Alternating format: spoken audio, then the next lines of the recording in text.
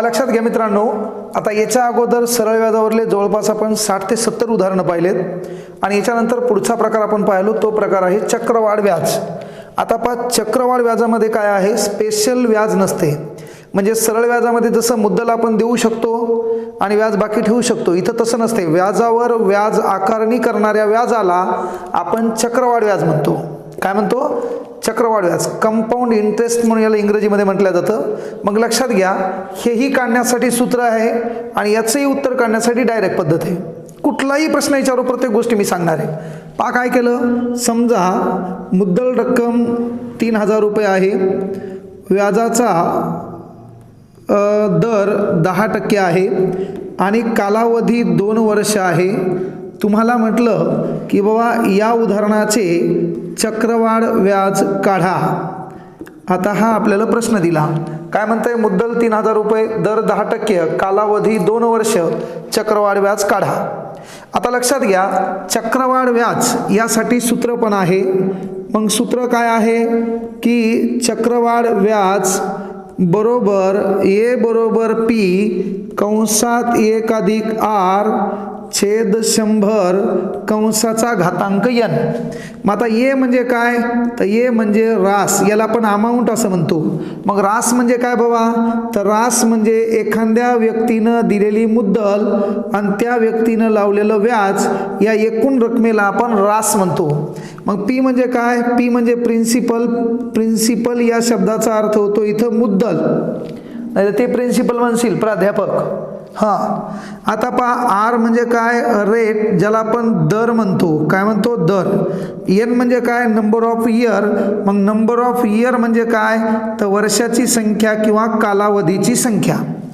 आता चक्रवाढ व्याज काढण्यासाठी ए बरोबर पी कंसात 1 अधिक आर छेद 100 कंसाचा घातांक n हे आपल्याकडे सूत्र आहे। आणि आता आपल्याला हे प्रश्न दिलाय, समजा काय दिलाय, मुद्दल 3000 रुपये, दर 10%, कालावधी 2 वर्ष, काढा म्हणले चक्रवाढ व्याज। पहिल्यांदा आपण डायरेक्ट पद्धतीने गेलो, पी म्हणजे मुद्दल, मुद्दल दिली आपल्याला 3000 रुपये, 1 अधिक दर दिलाय 10% म्हणल्यावर छेद 100 आणि कालावधी दिलाय 2 वर्ष।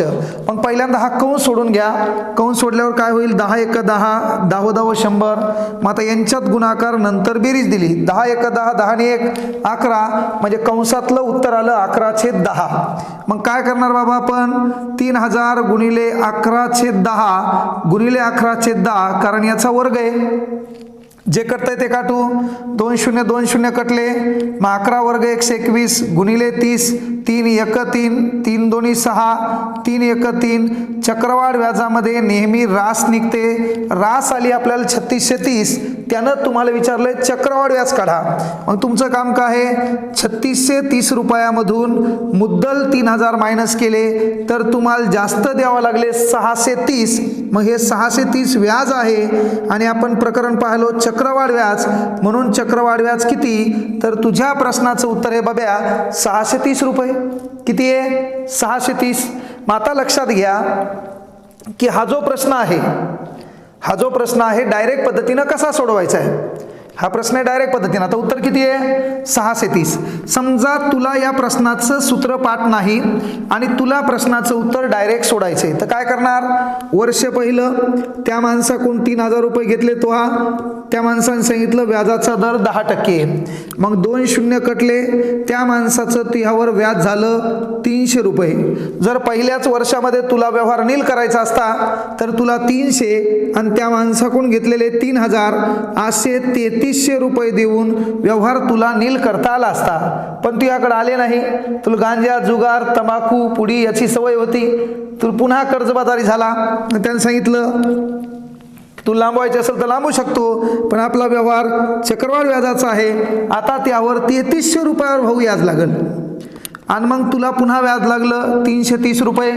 मागील वर्षी तुझ्याकडे झाले होते 3300 रुपये आणि मग जर आता तुला व्यवहार क्लोज करायचा असेल तर तुला त्याला द्यावं लागतील 3630 रुपये। किती द्यावं लागतील, 3630 रुपये। ओके, मग याच्यात तू हा मुद्दल किती घेतली होती, 3000, मग तू त्याला जास्त किती दिले, 630। मग 630 काय आहे भाऊ, तर 630 इथं या उदाहरणात तू चक्रवाढ व्याज आहे। ओके, आता तुला याही पद्धतीनं चक्रवाढ व्याज काढा वाटलं नाही तर तर मग याची डायरेक्ट पद्धत. मग डायरेक्ट पद्धत कोणती? पहा आता डायरेक्ट पद्धत सिंपल आयडिया काय करायचं, तर तुझं काम आहे चक्रवाढ व्याज काढायचं आणि तुला डायरेक्ट पद्धत. पहिल्यांदा 3000 रुपयाचे 10% काढ. चला काय आलं उत्तर, हे 300.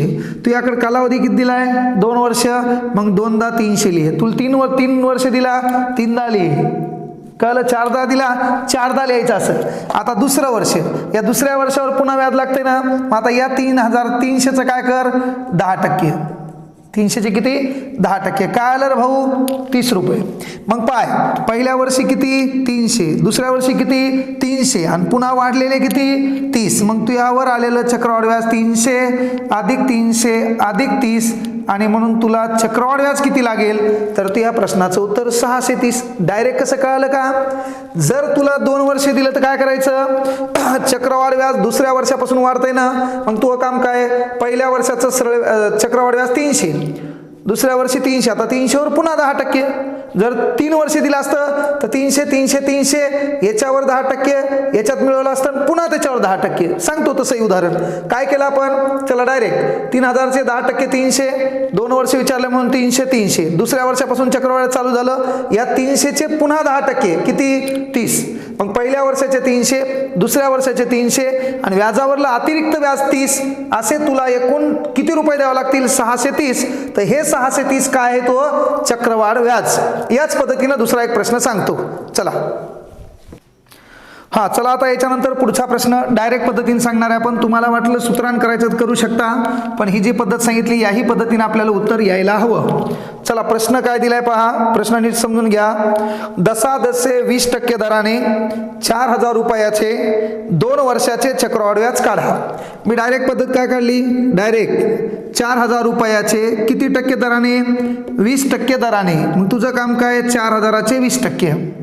ओके, तू केली काटाकाठी, 2 0 2 0 कटले, 4 2 8. चला काय आलं भाऊ, हे पहिल्या वर्षाचे तुझ्याकडे 800, दुसऱ्या वर्षाचे तुझ्याकडे 800, आणि आता या 800 वर काय होतंय, तर पुन्हा व्याज लागतंय, कारण व्याजावर व्याज आकारणी करणाऱ्या व्याजाला चक्रवाढ व्याज म्हणतात. 2 0 2 0 कटले, मग काय झालं, 80 2 160.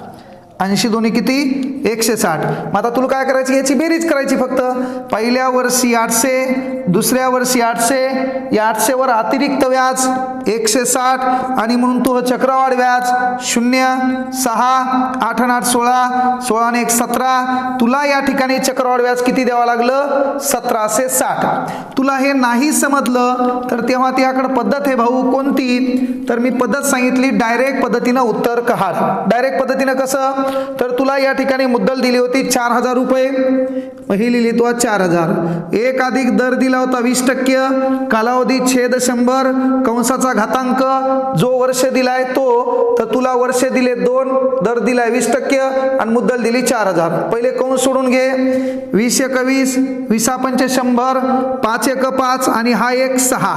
मग तुझं उत्तर पाय, 4000 गुणिले 6/5 गुणिले 6/5, मग 5 8 40, हे 2 0, या 5 न पुन्हा 5 1 5, 3 उरले, 5 6 30. मग आता 6 6 36 गुणिले 160, मग 16 सकी 96, हातच्या आले 9, 16 त्रिक 48. पहा 16 त्रिक 48 आणि 9 57, शून्य जशाला तसा. त्या माणसाला तुहा 5760 रुपये दिले, त्या माणसाकडून तुहा घेतले होते 4000. मग त्या माणसाला जास्त किती दिले, तर 1760. मग हे 1760 जास्त दिले ते व्याज आहे. इथं आपण कोणतं व्याज पाहिलो, चक्रवाढ व्याज, आणि म्हणून चक्रवाढ व्याज किती, तर आपल्या प्रश्नाचं उत्तर आहे, लक्षात घ्या, 1760. काय प्रश्नाचं उत्तर, 1760. चला असाच एक पुन्हा प्रश्न, ऑफ केले का, हा चला पुढचा प्रश्न पाहता. चक्रवाढ व्याजाच्या सूत्रानेही आपल्याला उत्तर काढता येते, डायरेक्ट पद्धतही आपण पाहिलो, तीही नाही समजली तर मग आपण मरावं. चला काय म्हणलं आपण चक्रवाढ व्याजाचं सूत्र काय आहे? ए बरोबर पी कंसात 1 अधिक आर छेद 100 कंसाचा घातांक n. मग आपण सांगितलं ए म्हणजे काय भाऊ? तर ए म्हणजे रास, पी म्हणजे काय भाऊ? पी म्हणजे मुद्दल, एन म्हणजे काय भाऊ? एन म्हणजे कालावधी, आर म्हणजे काय भाऊ? आर म्हणजे दर. ह्या गोष्टी सांगितल्यात आपण. आता आपण वेगळ्या पद्धतीचा प्रश्न काढू. काय काय वाटलं डायरेक्ट पद्धतीने 2 वर्षाचं यायलंय बाबा, पण प्रश्न 3 वर्षाचा विचारला तर मी आहे ना, त्याही प्रश्नाचं उत्तर सांगतो. चला प्रश्न दिला तुला काय की दसादसे 10% दराने 10,000 रुपयाचे 3 वर्षाचे चक्रवाढ व्याज काढा. आता 10% दराने 10,000 रुपयाचे 3 वर्षाचे काय काढा म्हणलं तुला? चक्रवाढ व्याज. चला पहिल्यांदा तू प्रश्नाचं उत्तर डायरेक्ट पद्धतीनं काढ, नंतर शॉर्टकट पद्धत सांगतो. काय करणार तू? मुद्दल दिली तुझ्याकडं 10,000 रुपये, 1 अधिक दर दिला 10%, टक्के म्हणल्यावर छेद 100, कालावधी किती दिला? 3 वर्ष. चला पहिल्यांदा तू काय करणार? कंस सोडून घेणार.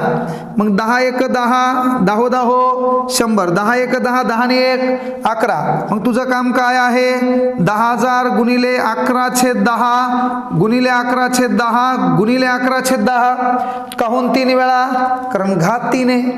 मग जे कटतंय ते काढ. 3 शून्य बरोबर 3 शून्य कट झाले. 11 गुणिले 11 गुणिले 11, 11चा घन 1331 गुणिले काय भाऊ? 10. मग काय आलं तो उत्तर? 13,310. त्या माणसाला तू आई काय दिली? रास. काय दिली? रास. मग त्या माणसाला तू हा व्याजासहित 13,310 रुपये दिले. त्या माणसाकडून तू हा घेतले किती होते रे? 10,000. मग त्या माणसाला तू हा 3,330 जास्त दिले का नाही? ही जास्त रक्कम म्हणजे काय आहे? व्याज. आणि तू या प्रकरणात कोणतं व्याज पाहायलाय? चक्रवाढ. म्हणून तू चक्रवाढ व्याज किती आलं? 3,330. किती आलं? 3,330. आता मी काय म्हणलो की जर तुला डायरेक्ट पद्धतीनं विदाऊट सूत्रानं चक्रवाढ व्याज काढायचं असेल तर कसं काढायचं? Simple idea. डायरेक्ट पद्धतीने ताण घेऊ नको मी आहे ना. पहा आता डायरेक्ट उत्तर किती आहे. कुठलाही प्रश्न विचारो, कुठलाही म्हणालो, प्रत्येक गोष्टीच्या पद्धती आपल्याला पाहायच्यात. फक्त समजून घ्यायचं बब्या. काय घ्यायचं? समजून घ्यायचं. पाय आता 3,330 रुपये तो उत्तर आलाय. 3,330 तो उत्तर आलं. काय करायचं मग? पहिल्यांदा नंबर 1, 10,000चे 10%. किती आलं भाऊ तो उत्तर? 1000 आलं का नाही? मग हे 1000 असे 3दा लिहायचे, कारण तुला 3 वर्ष दिले. चला लिहिले तू. आता दुसऱ्या वर्षापासून चक्रवाढ चालू होते ना. मग आता या 1000वर 10%. किती आलं तो उत्तर? 100 ना. मग इथं 100, इथं 100. समजलंय? ओके. म्हणजे कन्सेप्ट कळणं गरजेची आहे. आता या 100वर पुन्हा 10%. मग किती वाढले भाऊ? 10. किती वाढले? 10. लक्षात घे. पण या 100वर वाढले ना ते. या 100वर 10 वाढले ना. का इथून तू आम्हाला हे 100 प्लस आणि 10 म्हणजे इथं किती वाढले ते? 110. किती वाढले? पा काय म्हणलो मी? 1000 या 1000वर 10%. किती? 100. खाली इथं 2दा आहे म्हणून हा 100 इथं लिहायचा. आता या 100वर 10% म्हणजे हे 100 आणि वाढीव 10 110. आता यांची बेरीज कर. काय काय बेरीज करणार तू मग? 1000 हे झाले 3,000. 100 आणि ज्या 100वर तू व्याज काढलं ते 100 किती? 300. आणि पुन्हा जास्त किती? 10. हे आलं का नाही? 10. मग आता याची बेरीज कर. 3,000 अधिक 300 अधिक 10. मग काय आलं? 3310. तुला नसल समजलं हे डबल सांगतो एकदा. हीच पद्धत डबल सांगतो. काय करा म्हणलो मी डायरेक्ट? लक्षात घ्या. कसलाही प्रश्न सांगतो तुला. काय केलं आपण? 10,000 रुपयाचे 10%. 2 शून्य कटले. उत्तर आलं 1,000. तुला 3 वर्षाचं म्हणल्यावर हे 3 वेळा लिहायचं. 4 वर्षाचं म्हणल्यावर हे 4 वेळा लिहायचं. 5 वर्षाचं म्हणल्यावर 5 वेळा लिहायचं. चक्रवाढ व्याज बदल कधी करतंय? दुसऱ्या वर्षापासून. मग चल याच्यावर व्याज काढ. या 10,000चे 10%. चला काय वाढले भाऊ? 100 रुपये वाढले ना. मग हे 100 आणि हे 100. आता तू या 100वर व्याज काढणार आहे ना. मग आता या 100चे 10%. कळलं का? हे 2 शून्य कटले, इथं किती वाढले? 10. आता ह्या ज्या रकमा वाढल्यात का त्यांची बेरीज कर. 1000 1000 1000 इथं आले 3000. 100 100 100 किती? 300. आणि किती रे? 10. मग प्रश्नाचं उत्तर 3000 आणि 300 3300 आणि 3300 10. ही झाली डायरेक्ट पद्धत. पुढचा एक प्रश्न या पद्धतीने समजून सांगतो. चला पुढचा प्रश्न समजून सांगतो या पद्धतीनं, नंतर मग डायरेक्ट पद्धतीनं तुम्हाला त्याचं उत्तर काढून दाखवतो. द्या लक्ष इकडं. काय म्हणताय पहा, दशादशे 10% दराने 2000 रुपयाचे 3 वर्षाचे चक्रवाढ व्याज काढा. काय म्हणताय प्रश्न? दशादशे 10% दराने किती? दशादशे 10% दराने काय म्हणताय? 20,000 रुपयाचे किती? 20,000 रुपयाचे काय म्हणताय? 3 वर्षाचे काय काढा? चक्रवाढ व्याज काढा. काय काढा? चक्रवाढ व्याज काढा. चला डायरेक्ट पद्धतीने सांगणार मी. काय करणार मी? हे 20,000 रुपये, या 20,000चे 10%. आता उत्तर कळतंय तुम्हाला. भाऊ किती रे एका वर्षाला? 2000. तुला असं किती दिलंय? 3 वर्ष, म्हणून पहिल्यांदा हे 3 वेळा तू 2000 2000 2000 लिहिणार. आता दुसऱ्या वर्षापासून या 2000वर किती रे? 10%. चला किती वाढले? 200. हे 200 आणि या शेवटच्या 200वर पुन्हा तू काय काढणार आहे? 10% म्हणून ते 200 तसे करायचे. लिहिले. आता त्या 200चे काय रे? 10%. मग किती वाढले? 20. आता तो काम काय? जे जे व्याज तो लिहिले का त्यांची बेरीज कर. 2000 2000 2000 याचं उत्तर आलं बब्या 6000. 200 200 200 याचं उत्तर आलं 600 आणि किती? 20. हे या प्रश्नाचं उत्तर 6620. 6620 हे तुझ्या प्रश्नाचं विदाऊट सूत्रानं काढता येणारं चक्रवाढ व्याज उत्तर तुझं 6620. आता तुला काय वाटलं असेल की बाबा सर 10% दर आल्यावरच या प्रश्नाचं उत्तर असं येते का? ताण घेऊ नको. दुसरा एक प्रश्न सांगतो. पहा काय म्हटलं तुला? दशादशे 5 दराने 2000 रुपयाचे 2 वर्षाचे चक्रवाढ व्याज काढा. काय म्हणते? दशादशे 5% दराने 2000 रुपयाचे 2 वर्षाचे चक्रवाढ व्याज काढा. चला दे लक्ष इकडे. डायरेक्ट पद्धत. काय सांगितलं मी? 2 वर्ष म्हणताय ना, मग तुझं काम 2000चे 5% टक्के म्हणल्यावर छेद 100. इथं तुला व्याज आलं 100 आणि मग 2 वर्ष म्हणल्यावर पहिलं वर्ष दुसरं वर्ष 100 जशाला तसे. आता या 100वर किती टक्के रे? 5%. ओके. मग 100 100 कट झाले. इथं किती वाढले तुझे? 5. हे 100 हे 100 100 आणि 100 200 आणि हे 5 म्हणून तो चक्रवाढ व्याज किती आलं भाऊ? 205. आता तू म्हणशील इथं 3 वेळा काऊन नाही लिहिलं? याच्या खाली पुन्हा 100 नाही ना. इथं क्लोज झाला ना व्यवहार. या 100वर 5%. हे इथं क्लोज झालं. कळलं का? म्हणून हे 200 हे 200 200 100 हे 100 हे 100 200 आणि हे वरचे 5 205. नाही समजलं? डायरेक्ट पद्धत. कशी? मुद्दल रक्कम 2000 1 अधिक दर 5 छेद 100 कालावधी 2. मग 5 1 5 5 2 10 20 1 20 आणि हा 1 21. मग पाय बरं उत्तर 205 येतं का नाही? 2000 गुणिले 21 छेद 20 गुणिले 21 छेद 20. कारण चक्रवाढ व्याजामध्ये इथं घात किती आहे? 2 आहे ना. मग 2 वेळा मांडणी. मग जे कटतंय ते काटू. 2 शून्य कट झाले. बेन 10 20 बे 5 10. 21 गुणिले 21 441 गुणिले 5. आपलं उत्तर होतं 205. मग 5 1 5 5 चौक 20 हातचे आले 2 5 चौक 20 20 सन 2 22. आता तुला एक गोष्ट कळाली.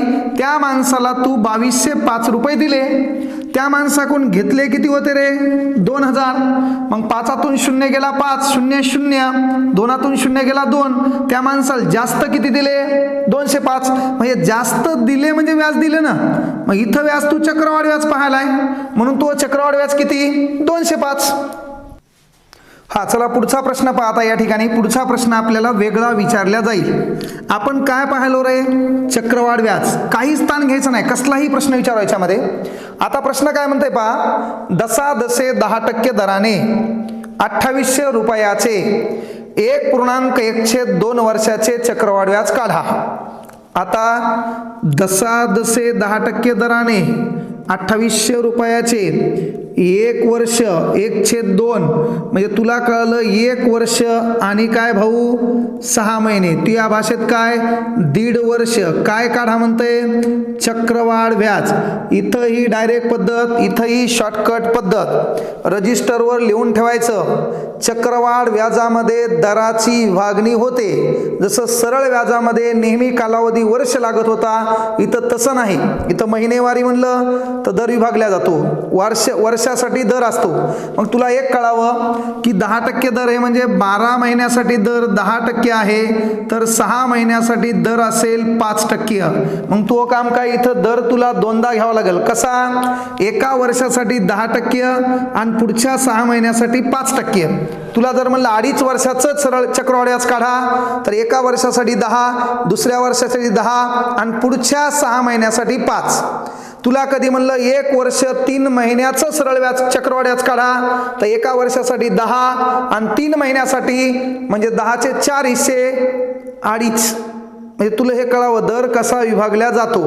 पहा काय करणार आपण मग डायरेक्ट पद्धतीनं. कसं? तर मुद्दल रक्कम 2800, 1 अधिक पहिल्या वर्षाचा दर 10% छेद 100, पुढच्या 6 महिन्याचा दर 5% छेद 100, वर्षासाठी दर 10, अर्ध्या वर्षासाठी अर्धा. मग आता जे कटतंय ते काट. 10 × 1 = 10, 10 × 10 = 100, 10 × 1 = 10, 10 × 1 = 11. हे यांच्यात गुणाकार नंतर बेरीज. इथं 5 × 1 = 5, 5 × 2 = 10, 20, 20 × 1, 20 × 1 = 20 आणि हा 1 = 21. आता जे दिलंय ते लिहून टाक.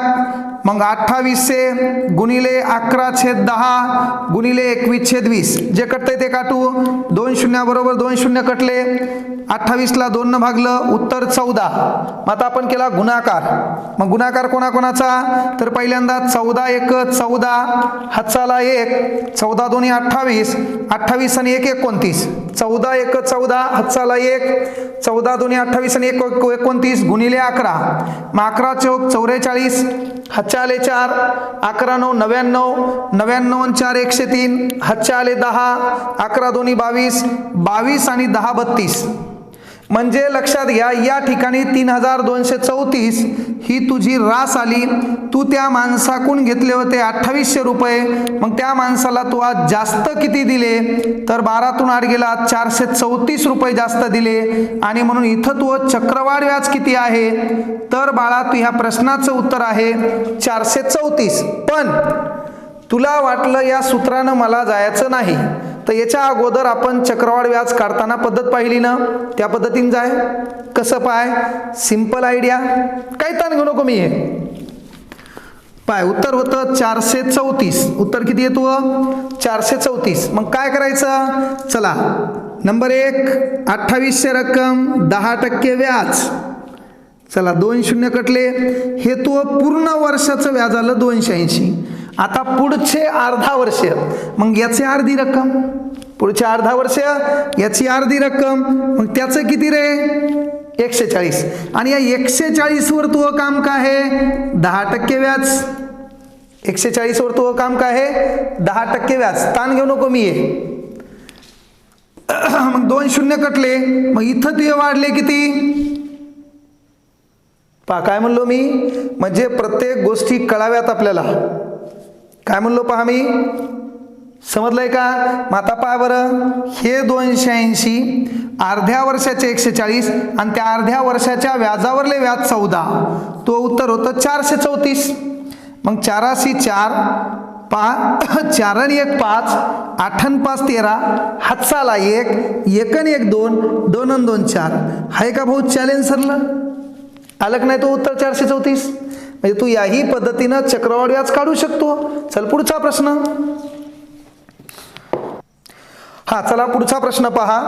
याच पद्धतीनं डायरेक्ट पद्धतीनं चक्रवाढ व्याज काढता आलं पाहिजे तुला. डायरेक्ट पद्धतीनं काही ताण घेऊ नको. नाही समजला पर्सनली आपल्या व्हॉट्सअप ग्रुपला विचारायचं. चला प्रश्न काय म्हणतंय?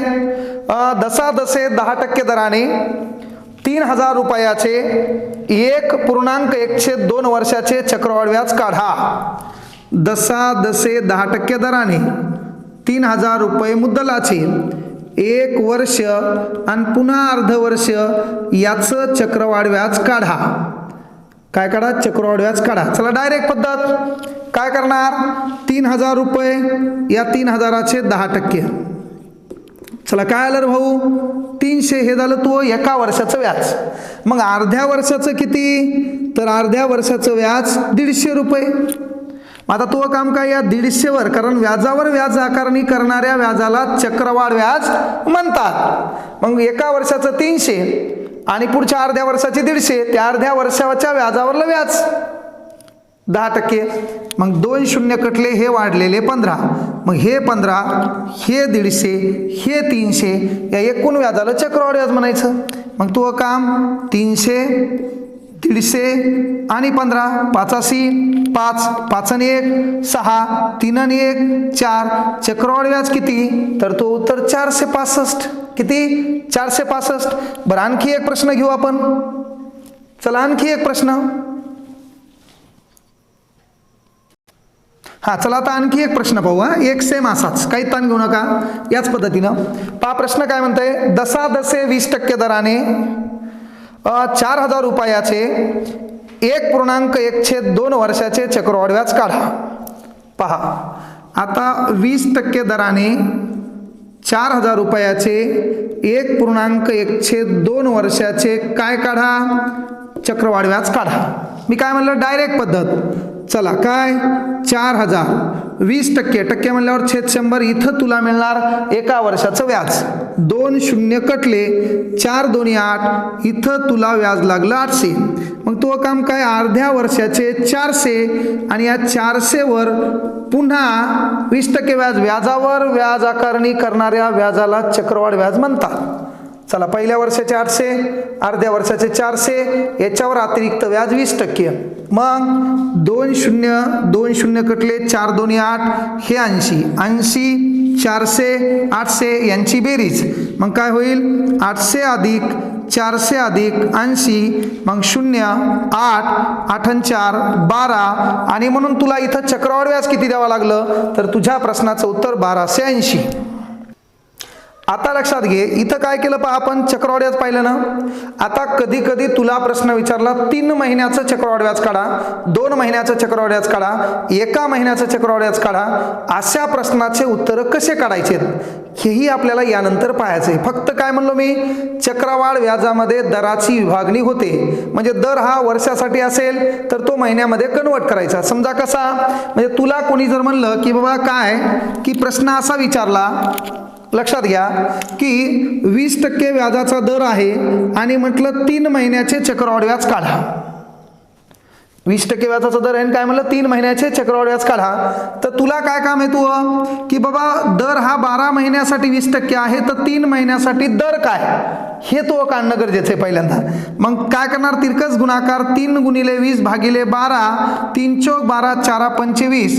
म्हणजे जरी तुला प्रश्नात 20% दर दिला असेल, मात्र तुला चक्रवाढ व्याज 3 महिन्याचं काढायचं असेल, तर त्या 3 महिन्यासाठी तुला व्याजाचा दर काय घ्यायचा आहे? तर तुझ्या प्रश्नाचं उत्तर व्याजाचा दर तू 5% घ्यायला हवा.